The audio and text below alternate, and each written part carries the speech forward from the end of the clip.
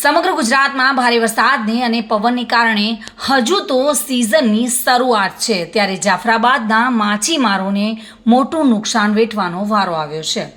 જાફરાબાદના માછીમારોને માછીમારી કરવાની સિઝનની શરૂઆત થઈ છે અને ત્યાં તો માછીમારોને મોટા નુકસાનનો વારો આવ્યો છે, કારણ કે ભારે વરસાદ અને પવનના કારણે માછીમારોને દરિયામાંથી પરત બોલાવવાનો ફરજ પડી છે, જેના કારણે માછીમારોને કરોડોનું નુકસાન સહન કરવાનો વારો આવ્યો છે। ત્યારે માછીમારો સરકાર પાસે વળતરની માંગ કરી રહ્યા છે। જાણીશું શું કહી રહ્યા છે ખારવા સમાજના બોટ એસોસિએશનના પ્રમુખ। આજે આ વાવાઝોડું આવ્યાને 6 થી 7 દિવસ થઈ ગયા। સૌરાષ્ટ્ર એમ કરતાં કરતાં અત્યારે કચ્છ બાજુ આ ફંટાણું છે।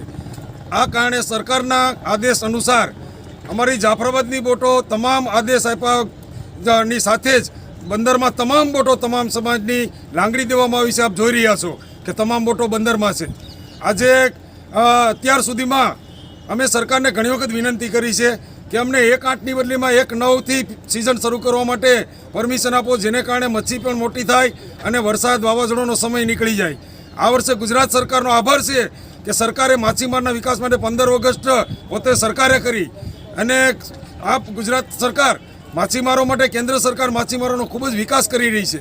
પણ અત્યારે આ માછીમારોએ પોતાનો ધંધો પોતાના ઘરેણાં વેચીને અથવા વ્યાજે રૂપિયા લઈને પણ આ ધંધો ચાલુ કર્યો છે। તો આ સમયે આ બોટો પરત આવે, ડીઝલ બગાડીને રાશન ખલાસીઓના પગાર ચડે અને અત્યારે આટલા દિવસથી ઘરે બધા ખાય છે।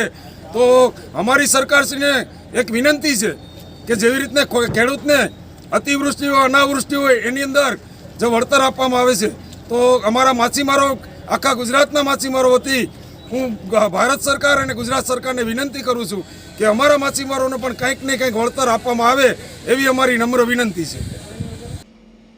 બાબુભાઈ વાઢેર સાથે bureau report, today Gujarati news.